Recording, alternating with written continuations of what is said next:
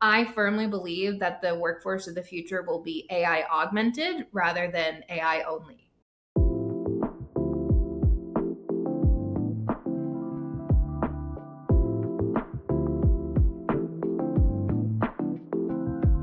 All right, welcome to the Dial In podcast, the podcast about AI, customer service, and everything in between. We actually kind of semi-live from New York. I have Nicole Kyle with me here from CMP. So, Nicole, what is it that you do? Yes, I am a future of work researcher, and I focus on here at CMP. I focus on researching what the future of work means for customer contact leaders, CXOs, customer care leaders, and the solution providers who support them. So I research the future, which is a fun job for a person as curious as me. I'm super lucky to have you because kind of what startups do is try to create futures based on where the future goes. So it's nice to have someone that's trying to create a future and someone that is trying to predict the future. So let me start with a future prediction from 2018. So end of 2018, I sent a text to our Series seed investor at Replicant, Scott Beachak, and he asked me why I built Replicant. And I said, I believe that in 10 years from then, that was 2018, late 2018, half of the customer service interactions are going to be automated by AI. And if this is what I believe in, I want to start building it, and we can kind of start chipping into it over time. It's 2025 now, and we're 3 years from my deadline. How do you think this prediction holds, and what's the chances that it will become true in 3 years from now? So I actually think the chances are really high, and I think your prediction is pretty much actually spot on. Maybe even a touch conservative, and I'll tell you why. So when we go out and survey customer contact leaders, CXOs, and we ask them what by the end of 2025, so the end of this year, what percentage of your contacts would you want to be fully resolved in a self-service channel? And they say between 50 and 60%. Now, we collected that data last year, so there's some discussions around like, will they actually hit the 50 to 60% target? And then also there's a little bit of a caveat in that the way we define self-service, it certainly includes automation, but it can also include a contact where a customer just isn't interacting with a live agent. So that could be like going to a knowledge base, which is self-service, but not strictly automated. So with those couple of caveats in mind, I think 50% by 2028 is absolutely reasonable, and we're more or less on track. I think the biggest factor in this is whether customers adopt that journey, because consumer habits can be hard to break, and they're very dependent on the quality of the experience. Yes, for sure. So if we believe this to be true, and it actually is true already for some contact centers, some of Yes, them, they yes. already automate 50, 60%. We have customers like this at Replicant. If this is true, how is this contact center look like in 2020? The 2028 arrived, 50, 60, 70% of contacts are automated. How future of work? Let's talk about the workplace that automates 50 to 70% of their contacts. Yes. So, what you have at that point is you have a few implications. You certainly will have less of a need for what we have historically thought of as the tier one human frontline service representative, in the sense that the simple contacts will be automated. So you may not need, and likely will not need, as many frontline human agents, human employees as you did before. Now, that in isolation is a scary sentence. I know it's obviously scary to those in the industry, to leaders who don't want to reduce their workforces and all of that. But as a future of work researcher, we are also very bullish that new roles will be created. They will be different than new roles for people. I should clarify. New roles for people will be created in terms of data management, process governance, managing the tech stack, training the AI models, AI model coaching, AI model compliance, kind of enforcement, or however we want to phrase that. We don't know exactly yet what those jobs will look like, but typically, if we look historically, like any great technical disruptor in the long run creates more jobs than it takes away, even if understandably, there are those kind of interim years of maybe uncertainty or pain when you're kind of maybe feeling, maybe there's change afoot and I don't know what's coming. So I think that's going to be a big part of it. And yeah, happy to elaborate. Yeah, we'll get to it, but actually, I'm curious in this future of how do you think of BPOs? Because in the customer Mm, service industry, most of the employees are actually not really employees. They are contracts, they're contracted yeah. as part of a BPO, business process outsourcer agreement. You don't really know them. They come and go. You work with company Acme that outsource stuff, and they do work for you.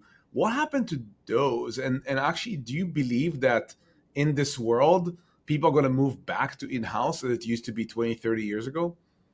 Oh, great question. So it's a little bit of the $1 million question right now, and it's actually something we're thinking of researching in a dedicated effort in the first half of next year and a little bit later this year, because it's such a critical question. Even now, like in the sense that the future is here type thing, we know BPOs are at a pretty critical inflection point around where they want to place their value proposition.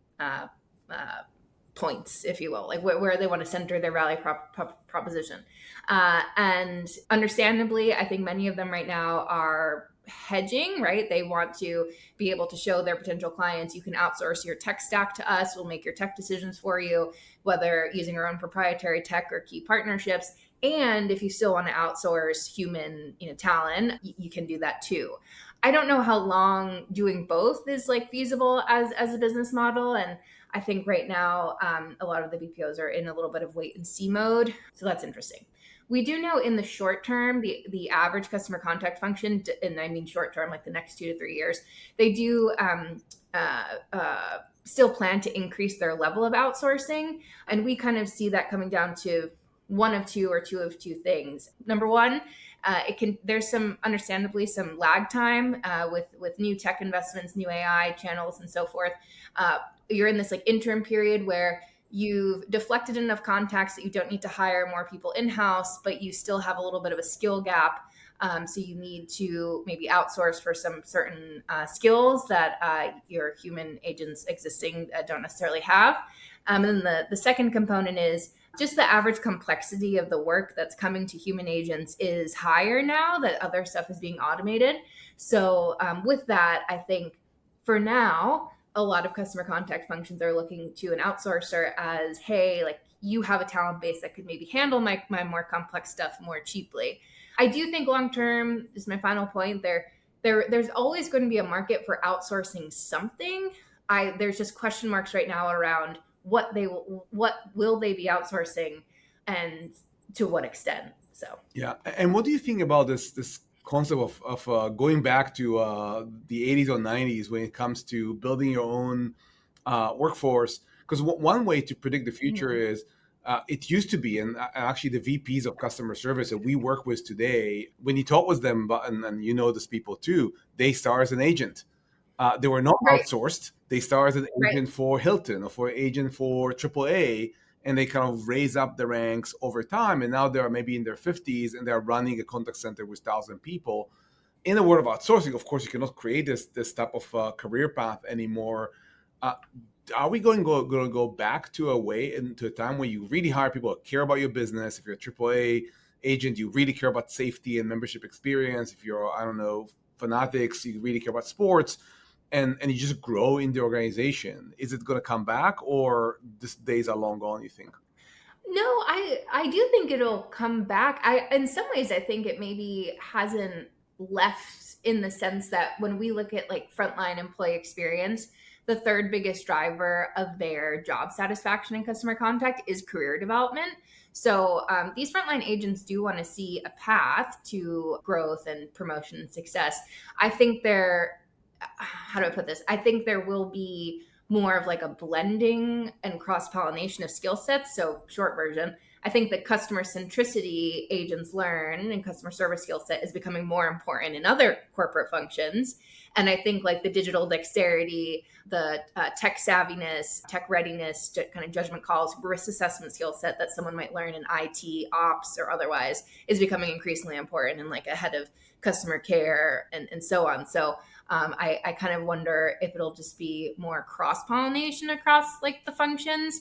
But I do think I do think that's a kind of a likely reality. Hmm. Now, one thing I also want your help in reconciling for me is this tale of two Yeah. cities. We have on one side we see company that says I actually just talked with one yesterday. I have 400 agents now, all of them are outsourced. I want to move to 50 agents all full time. That's kind of Mm, the I have a big vision. I want to do it in X amount of months or X amount of years. On the other side, we hear people that says automation. What? I don't want to deal with that. Sounds yeah. too risky. Not ready for me. How when you do your research, can you start characterize like who's more likely to be the person will be have a big vision and adopt, and who is more likely to be the people that are more hesitant, and how do we talk to the people that are hesitant? Like how do we kind of bring the successes that we Yeah. already see to them and make them real? Yeah. So, first thing we see is that most customer contact and CX organizations are doing some level of piloting with generative AI tools, let alone agentic, right now. I think the number is about 82% plan to, actually 85% plan to have at least one generative or agentic pilot in play by the end of this year on the employee side. Because the trend we see across everybody is that rightfully, smartly, they tend to pilot these AI advancements on the employee side first, learn some stuff before we roll it out to the customers, which makes sense. So I do think the appetite's there, but to your point, some industries are willing to go broader faster. We definitely see that those who are hesitant or more hesitant relatively tend to be in regulated industries, tend to be in industries that historically have just been more conservative. So you might think like financial services, health insurance, and so forth. They're dealing with like very sensitive data. You see some of the more like the more accelerated innovations coming on like e-commerce, kind of travel industries, and so on. So I think that's something. But the other thing I'll say is across all industries, when we did our executive priorities analysis this last year, the top four pardon me, the top four priorities all had to do with automation in some way, shape, or form. Automating more processes or contacts, increasing customer adoption of self service, improving customer analytics and insights, and integrating generative AI technologies. Those were the top four most urgent priorities across all industries. So I think everybody has the appetite. It's just the scale of the appetite depends on how regulated they are and how risk averse they are. And when you ask them the why, like why do you want to automate, Yeah. what do you hear? Well, it's really interesting. The fifth most urgent priority in that executive priorities analysis was reducing costs. So, and I don't mean to be flippant because the cost pressure is real. We know that more than half of customer contact functions are under more cost pressure this year than they were at this time last year. The cost pressure is real, but it also goes back to like that second most urgent priority, which is increasing customer adoption of self service. We're seeing something really interesting right now in consumer behavior where their demand for automated service, their demand for self-service really, where they don't have to interact with the live human agent basically, is the highest it's ever been. It's still not higher than calling in on the phone. I think we will get there one day. We're not there yet. But that journey of demand for self-service is at its highest point that it's been. But the demand curve and the adoption curve are not aligned because the quality of experience, the average self-service experience a consumer is having isn't great. And then you have like this reverse Amazon effect where if their self-service experience was poor in one instance, it makes that consumer much less likely to seek out self-service at any other organization they interact with, which is interesting. So I think you've got, the cost pressure is definitely there, and we see tech and automation as a way of helping alleviate that, gaining efficiencies. But we also know our consumers are increasingly interested in self-service and automated experiences because the consumer is more digitally dexterous than they've ever been before on average. So Yeah, and actually, one thing that I'm curious about, the one industry that in a way showed us the way was manufacturing, and we used to do everything by hand, and over time we move into more robotic yeah. manufacturing. And this is another industry where people look back and say, remember the days where we did all manufacturing in the US and everything was great, and we forgot that it was great for some people, it was not great for the others, but also the quality of the work where we got, the quality of the product we got was, of course, not the quality it is today. And I wonder, maybe it's my personal experience. Last night, I was chatting with my internet company. Wouldn't name them because it was a bad experience, and I actually disappointed because they're pretty good usually. And I asked them about something they overbilled me for a few months, and the chat experience with a human agent was quite terrible. And I wonder if we are. And I was actually, it was a pretty simple thing. The account was on pause. You charged me anyway. Just credit me. It still have not resolved, by the way. It moved to email from chat, and now it still have not resolved. And I wonder if we're idealizing this idea of this great agent that we remember from the time when, again, the agent was a company person that worked there and cared about the company. Where today the agent I thought was absolutely not part of the company. The Mm. company grows really fast. Last year they had very different agent than they have today. So I wonder if we just remember a time where if we just be realistic and say the agent experience we provide today is not great, maybe automation can do better. Mm. Well, it's what you're making me think of is kind of one of the most dangerous assumptions I see across the customer contact and CXO executive set, which is that sometimes there's an assumption that personalization can only be achieved with a human. And that's just not true. So when we look at the drivers of a positive, a satisfactory customer interaction, customers tell us personalization is the number one driver for them. But the way we defined personalization when we asked about it was two things. Does the channel recognize the customer? And does the customer have agency over how they are served? So, like, for example, being able to, like, multimodal, being able to switch between, hey, I was in this contact and I was at home, so I was on chat, but now I'm moving to the car, so I need to switch to voice. Like, can I do that easily? So those two things are both personalization, but they are not dependent on having a human on the other end of that contact. So I think it can sometimes be just limiting for us to say, I mean, it's accurate for us to say a personalized experience is the best experience, but it's inaccurate for us to say a personalized experience is always a human-led experience. And that's why I think your question is a little bit speaking to, okay, well, what is the value of the human in a customer interaction? And I think it's certainly, dealing with highly sensitive things, dealing with complex things, dealing with, things where a particular customer is frustrated and just does not have an interest in automation. But it doesn't mean that, we can only have personalized experiences if humans are a part of it. I don't know if that answers your question, but I yeah. think it's definitely answers part of the question, which is at the end you're right. Personalization.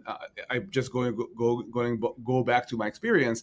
Yeah. Literally, a second agent came in and said, "How may I help you today?" I said, "Can you just read the rest of the chat and get Right. back to me when you did?" Which is again very easy for a machine to do, and a machine in this case would have immediately be able to say, "Okay, it looks like you're overbilled."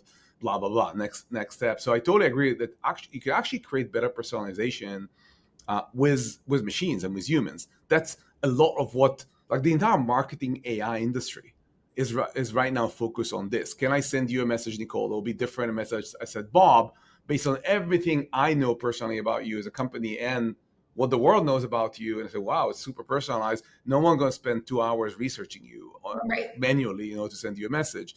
So I think Mm. personalization can improve the whether empathy or human connection can be created with a machine. That's a question, and I actually don't think it should be a goal. Just like No, I agree. we're not Yeah, trying to create a human connection with totally. a shopping cart. Like it's Right. nice to chat with a barista when you buy coffee. I don't want to chat with the e-commerce site when I buy a shirt. Like I just want to buy the shirt as soon as humanly Yep. possible. And maybe it lead me to think of this: do we have the wrong metric? Do we have to change our metrics? Because that's where e-commerce is such a great example. People did not say make e-commerce feel exactly like a shopping experience in a store. You search, you do search more than browse. You don't talk with anyone. There's no friction as you have in stores, and we all like love it. We love that there's a different experience. It's just working better in this medium. There's a feeling that I get from customers that people just try and make it like a human. Are we looking at Yeah. the wrong metric? What do you hear? What's your research kind of indicate? Try to connect the dots for me. Yeah, it's a great point, and your e-commerce versus in-person shopping experience is such a great metaphor and example, because what we see in the research is personalizing the experience. Right, the channel recognizes the customer, and the customer has control over over how they serve, or how they're served. Is really more about like an omni-channel experience, getting the consumer that has a certain set of preferences around service to the channel that that preference aligns with, and making that happen quickly and efficiently, rather than I think the 10 years ago, the omni channel, we're going to give that consumer every single option under the sun, and they'll have a field day. That backfired. Paradox of choice, all that stuff, it leads to not as great outcomes. So from an omni channel experience, matching that consumer with the channel they most want, I mean, it kind of goes back to, like in the shopping example, I'm a researcher. Like, the way I shop is I love to online shop, because I'm pretty much make a decision about what I'm going to buy before I ever would even dream of going to an in-person store. Whereas I have friends who love chatting with people, love like getting the glass of champagne in the store. That Which experience, store are it's you just going you're to? Never mind. I don't. Well, the people who shop in person are going to much fancier stores than I'm going to the websites of, I think. But they're. It's just we're different consumers, so we want different channels, and I think that should be the goal. So I don't know if that corresponds to a particular metric, but I think it corresponds certainly to like more of an omni-channel mindset than certainly omni-channel. The other thing I'll just say is around metrics.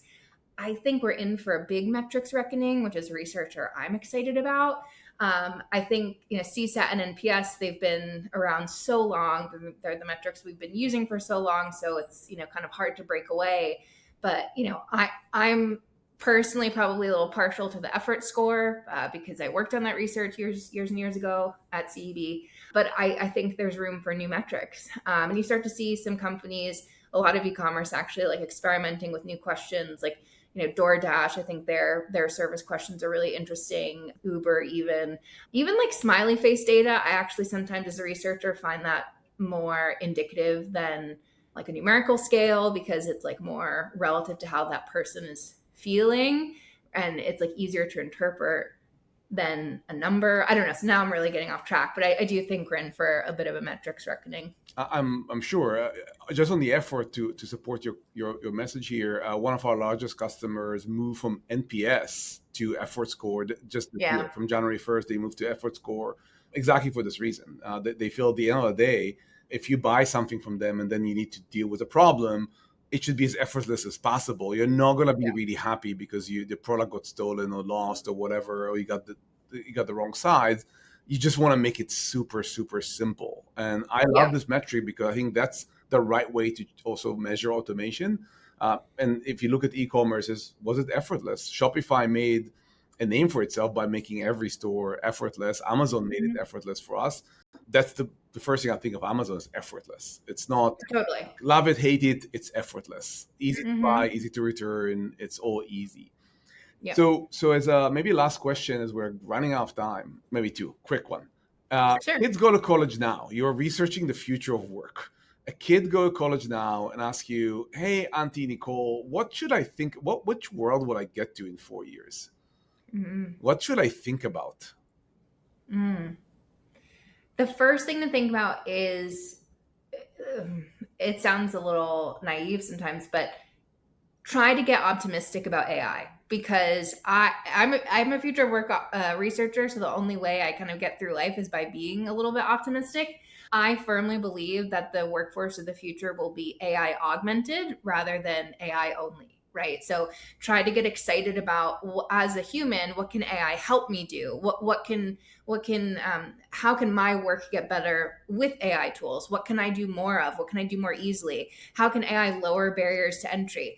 I mean, when we even just think about like the creator economy and everything that's happened in the last 15, 20 years, it's a lot of tech advancements that like lowered the barrier to entry to people producing amazing content, and now like having careers they never would have dreamed of, right? So I would encourage that college student to engage with AI, practice with it, and try to find a way to get excited about what it can make possible. And that's probably the biggest piece of advice. And then my last question is the agent of 2028. We talked about the world of which half the contacts are automated. Like, what's the characteristic of a great agent in 2028? Human agent. So being able to use the tools available to you. So like the advice for that agent actually wouldn't be very different from the advice I'd give the college student around get familiar with how AI can make processes more efficient, make you better at your job, get familiar with what kind of data gets created by those tools. So then you can use that data to make recommendations. I certainly think the agent of 2028 and beyond will still lead with altruism and empathy because to our earlier point, like a technology is not going to be able to replicate that very human emotion.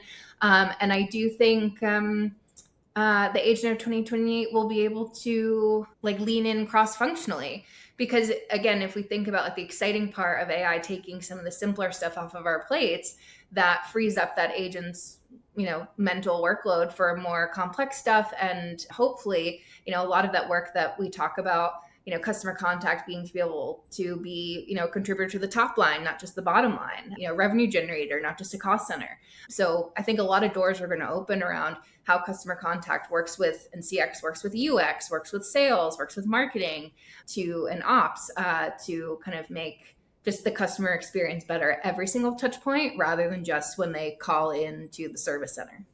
Yeah, I'll actually wrap up with this because that was fascinating, and thank you very much for this. I used to run a customer service team almost 30 years ago, so I'm aging myself a little bit. That was my first managerial job, and this was the promotion path in our company because Mm, you said cross functional and made me think about that. They will go and knock doors for you. They will go solve problems for you. So that's we hired really smart kids and college graduates, and they became the future managers in support and but they also moved to sales and product and yeah, some of them, we even have one that learned how to code and moved to engineering, and they were the best because they knew right. everything about the product. And I want to see this coming again. I want to see this agent and saying, we're getting a lot of people complaining about shipping. I now figure out it's all about this new shipper, Bob. Let's maybe talk with logistics about replacing this contract with somebody more credible. So I think you're right. It'll Totally. be very interesting and much more engaging and than just answer the same call 100 times over every day. That was fascinating, Nicole. Thank you very much for joining. Thank you everybody for dialing in. And yeah, hopefully next time we do it live. Sounds great. Thanks for having me. All right.